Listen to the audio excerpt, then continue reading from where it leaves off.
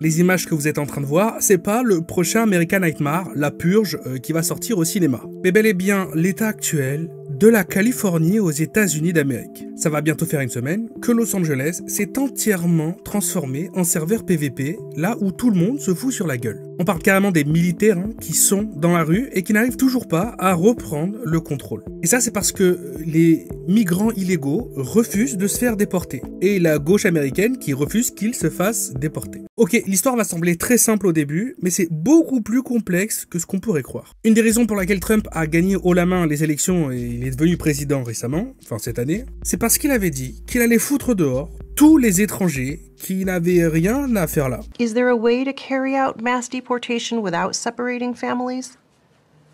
Of course there is. Families can be deported together. Bon, évidemment, tout le monde lui a dit qu'il était complètement taré, qu'il n'arriverait jamais à faire ça. Et du coup, Trump, ce qu'il a fait, c'est qu'il a commencé à faire ce qu'il avait dit qu'il ferait. Donc, il est en train de déporter, depuis qu'il est au pouvoir, petit à petit, des milliers d'étrangers et de migrants illégaux. Et d'ailleurs pas que, parce que même ceux qui avaient un visa, s'ils ont un casier judiciaire, s'ils font de la merde, ils sont aussi jetés dehors. Et l'équipe d'intervention qui s'occupe d'arrêter et de foutre dehors toutes ces personnes, environ 20 millions d'individus. Donc ça fait quand même beaucoup de personnes à l'arrêter. On parle quand même du double de la population belge, pour ceux qui voudraient imaginer. Les gens pour s'occuper de tout ça, c'est le groupe ICE. C'est une brigade du ministère de la Sécurité intérieure et ils déconnent pas du tout ces mecs-là. Et on arrive à ce qui s'est passé il y a quelques jours. Une grande opération menée par ICE pour arrêter d'un seul coup, à Los Angeles, des milliers de migrants, d'étrangers illégaux. Ou bien avec des papiers mais ayant des mandats contre eux qui les destituent de leur autorisation de résider sur le territoire et donc doivent rentrer chez eux. Et ça va très rapidement partir en sucette. Faut quand même admettre que Los Angeles a toujours été très gauchiste, a toujours été très woke. Donc évidemment, c'est le genre d'endroit où ce genre d'opération menée par ICE, anti-migrants, anti-étrangers, c'est là où elles sont le moins bien acceptées. Donc ça va commencer avec les gens qui vont tenter de faire barrage aux équipes, aux professionnels qui viennent arrêter les personnes, puis un type qui va se mettre devant une fourgonnette et essayer de l'arrêter à main nue, et ça va plutôt mal finir. Here we are, we're in the middle of the street here. You can see one person trying to stand right in front of this SUV here, but it's just such a dangerous situation here. And it's really not going to do him any good to be standing there and possibly get ran over by agents. So here they are. They're on 9th Street now. Crowd is running alongside with these vehicles. And I'd pretty much guarantee that this SUV is not going to stop. Someone's like, wow. All right, let me widen out here. Then moved aside almost as if it was a chase. They got together in the caravan, and we watched as those agencies, or those three vans, went to the Roybal Federal Building, where they took the people that they had... Bon, c'est 100% la faute du type. Il a eu 20 000 occasions de se décaler sur le côté. Il n'avait pas essayé d'arrêter un convoi entier à lui tout seul debout. C'est complètement con. Et avec cette opération, il a fini par trébucher très fort. La maire de Los Angeles va publiquement annoncer qu'elle est contre ces opérations, qu'elle est contre ICE, que sa ville est une terre d'accueil pour tous les migrants du monde et qu'il faut arrêter de vouloir les mettre en détention ou bien de les remigrer ailleurs. We are going to fight for all Angelenos, regardless of when they got here, whether they have papers or not. We are a city of immigrants. Et comprenez bien que la police elle-même de Los Angeles, elle ne répond que aux ordres du maire. Donc en fait, ces arrestations, ces mises en détention, c'est pas la police qui s'en occupe, c'est vraiment ICE. Et avec ce que la maire vient de dire à la télé, et la Californie en étant pro-gauchiste, pro-woke, va avoir l'intervention dans les médias de leur maire comme une parole de libération. Et c'est pile à ce moment que ça part en roue libre totale. Bon alors le basique, une fois que t'as brûlé et cassé toutes les bagnoles du coin, et que t'as pillé les magasins...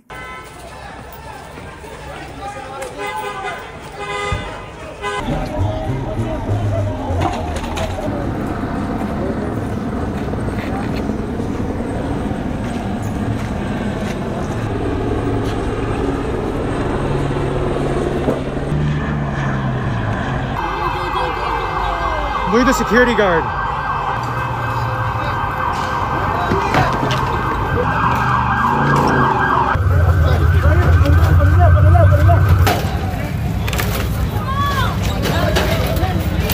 Tu commences à casser la ville dans laquelle tu vis. La police elle-même va être obligée du coup d'intervenir parce que on est dans des émeutes, c'est plus une manifestation, ça a très rapidement progressé vers des émeutes. Parce que là c'est le chaos le plus total. Les émeutiers vont ensuite se mettre à attaquer le QG du groupe ICE, donc ça va encore plus déraper.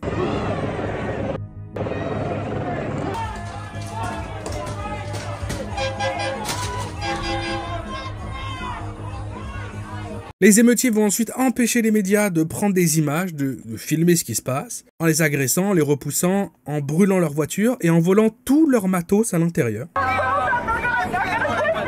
Right at the beginning, before we knew it was going to escalate to the situation that it got to. This is a brand new news truck that we just got. Looks like the tires were slashed. They busted into the windows.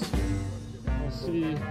Our personal bags were in the car. They stole all the stuff that was inside. Ensuite, ils vont faire un truc assez intelligent, je dois quand même l'admettre, j'avoue. Là-bas à LA, il y a une compagnie qui a une flotte entière de taxis automatiques, pilotés à distance par des IA, par des robots, d'accord? Et comme pour un Uber, en fait, avec ton application, tu les appelles, tu dis bon, j'ai besoin d'être récupéré ici, et t'as une voiture pilotée par une IA qui se ramène là où t'as besoin de la voiture. Donc les émeutiers en masse vont appeler tous les taxis de cette compagnie et les brûler. Comme ça bloque entièrement des pâtés entiers de maisons, des voies rapides, bref, c'est la merde complète parce que la police ne peut plus se déplacer pour essayer de rétablir l'ordre dans la ville.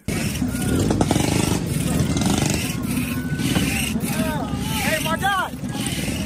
You got lithium.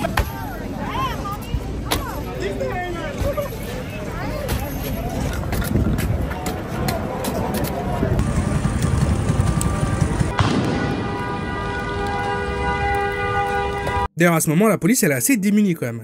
Elle peut pas faire grand-chose. On a beau nous faire croire depuis longtemps que les US et le Far West, mais c'est pas du tout le cas. Parce que là, sur le coup, ils vont surtout subir. Go ahead, dude. Raise that gun to me again. Move. Let's move. You better chill the out, Al. Chill the out. Chill the out.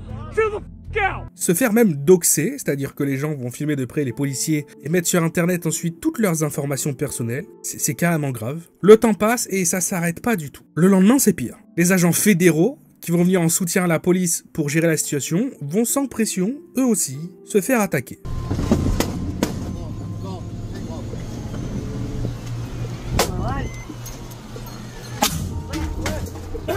À ce stade, partout, il n'y a aucun drapeau américain en vue. Leur problème majeur d'immigration aux États-Unis, ça vient surtout du Mexique. Et du coup, c'est des drapeaux mexicains qu'on voit partout. Et d'ailleurs, si le drapeau américain est aperçu quelque part, c'est surtout pour être brûlé ou être craché dessus.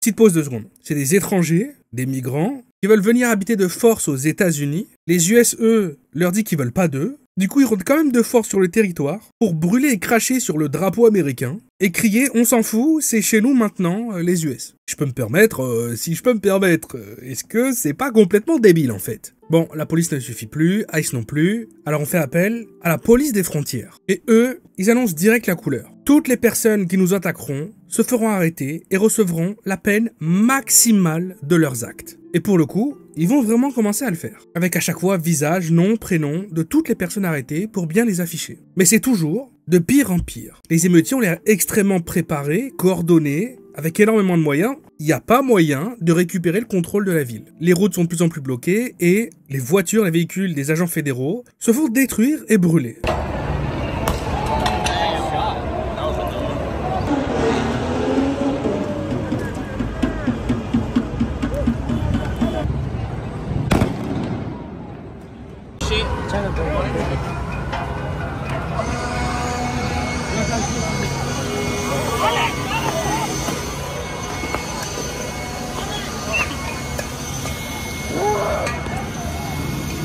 Donc on passe au niveau supérieur, la garde nationale. Je commence à comprendre à ce moment-là que les étoiles dans GTA, ça vient pas de n'importe où. En gros, la garde nationale, c'est les militaires. On est sur du 6 étoiles. Et pourtant, c'est pire que tout. La situation est complètement hors de contrôle. Ça brûle de partout, plus personne n'est en sécurité en extérieur. Mais à ce moment-là, si tu ne regardes que les médias pour te documenter, alors là, il n'y a aucun problème. Parce que toutes les télés américaines parlent de manifestations calmes et respectueuse. Peaceful protests, people that are there to protest. These are peaceful people that want to get their message across. They brought signs, they're out with families in some places. There were no problems.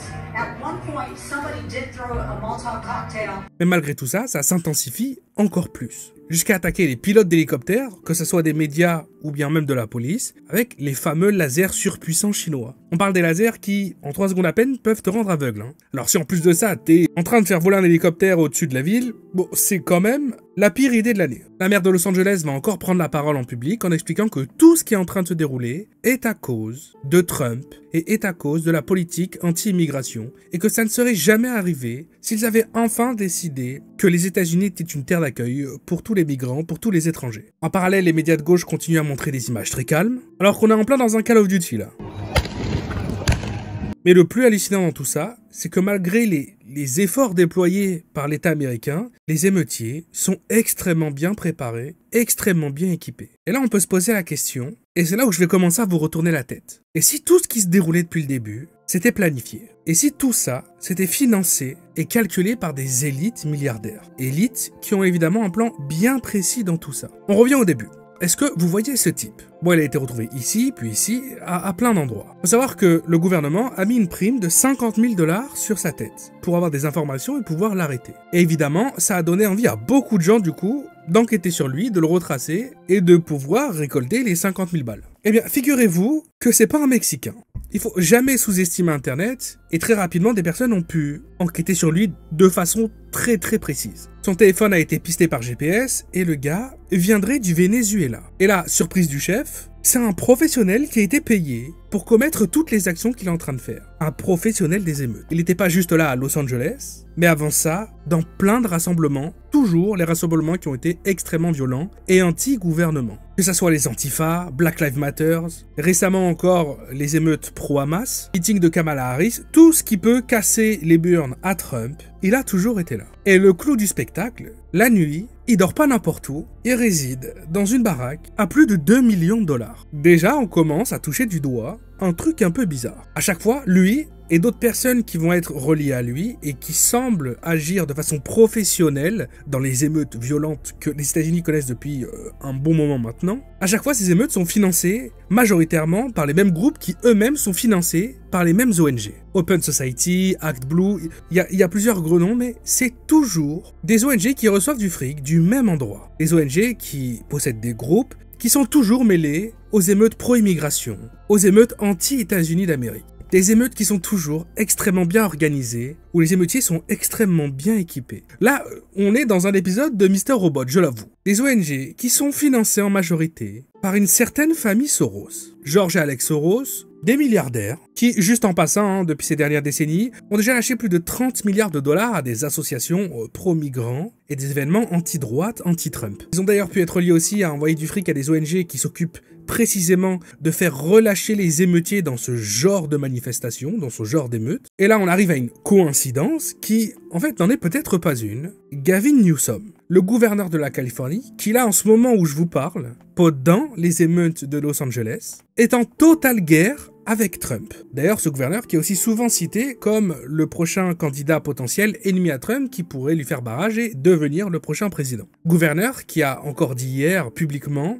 qu'il était contre ICE, contre ces systèmes anti-migratoires, et qu'il était contre le déploiement de la garde nationale à Los Angeles. Alors pourquoi je vous parle de lui là depuis tout à l'heure? Eh bien, ce gouverneur est lourdement financé par les milliardaires Soros, qui eux-mêmes financent les émeutes qui sont en train de se dérouler et qui se déroulent depuis plusieurs mois aux États-Unis, et qui lui-même a publiquement expliqué il n'y a pas longtemps qu'il était contre le déploiement des forces de l'ordre pour arrêter cette manifestation. Et ce gouverneur, du coup, en laissant ces manifestations se produire, ou en les finançant indirectement, il va garder grâce à ça le soutien des électeurs progressistes, et aussi des très gros donateurs qui lui sont bénéfiques pour rester et avoir encore plus de pouvoir, comme les milliardaires Soros. Et puis en même temps, ça renforce un peu l'image qu'il a, de résistant à Trump, tout ça pour, encore une fois, de pouvoir de façon tentaculaire avoir de plus en plus de connexions qui pourraient l'aider par la suite. En fait, en laissant la tension monter comme ça, il affaiblit l'autorité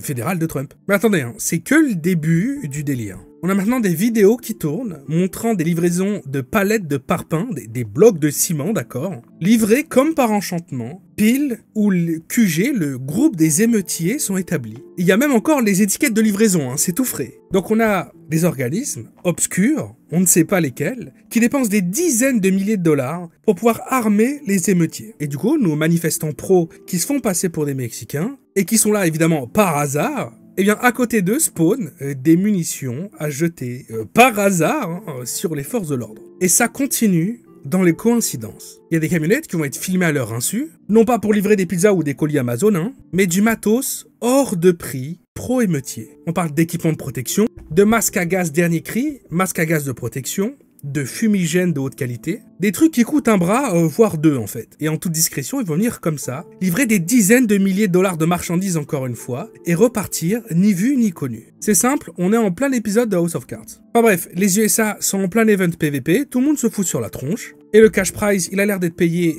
par des milliardaires, qui eux-mêmes ont des agendas très compliqués et très obscurs. Mais tout montre que le but premier a l'air quand même de pouvoir diminuer l'autorité de Trump à maximum, et peut-être récupérer celle qu'ils ont perdue quand il est devenu président. Bon, là je vous parle de liens directs qui sont établis, mais si on veut s'aventurer un petit peu dans la conspiration, on peut très rapidement tomber dans la théorie du Deep State, la Chine qui injecte des milliards de dollars pour déstabiliser les États-Unis d'Amérique, tout ça par le biais des ONG de Neville Singham, américain milliardaire qui a ensuite vendu son entreprise, réussi à faire encore plus de blé derrière, puis il est parti vivre en Chine pour pouvoir financer à distance la propagande chinoise directement dans les États-Unis d'Amérique. Bon, ça pour le coup, c'est pas de la conspiration, c'est réel aussi. Mais je sais qu'à partir de là, je vais vous perdre, donc on va pas aller plus loin. Ce qu'il faut retenir de cette vidéo, c'est qu'on a de plus en plus de preuves que la crise migratoire et tout ce qui est en train de se dérouler aux États-Unis actuellement, c'est un business qui est financé par des élites très riches et qui ont un plan bien plus complexe et détaillé que ce que nous on peut imaginer. Et alors, est-ce que c'est possible qu'il se passe la même chose dans d'autres pays? Allez, c'était Théo, à demain pour une autre vidéo. Peace out.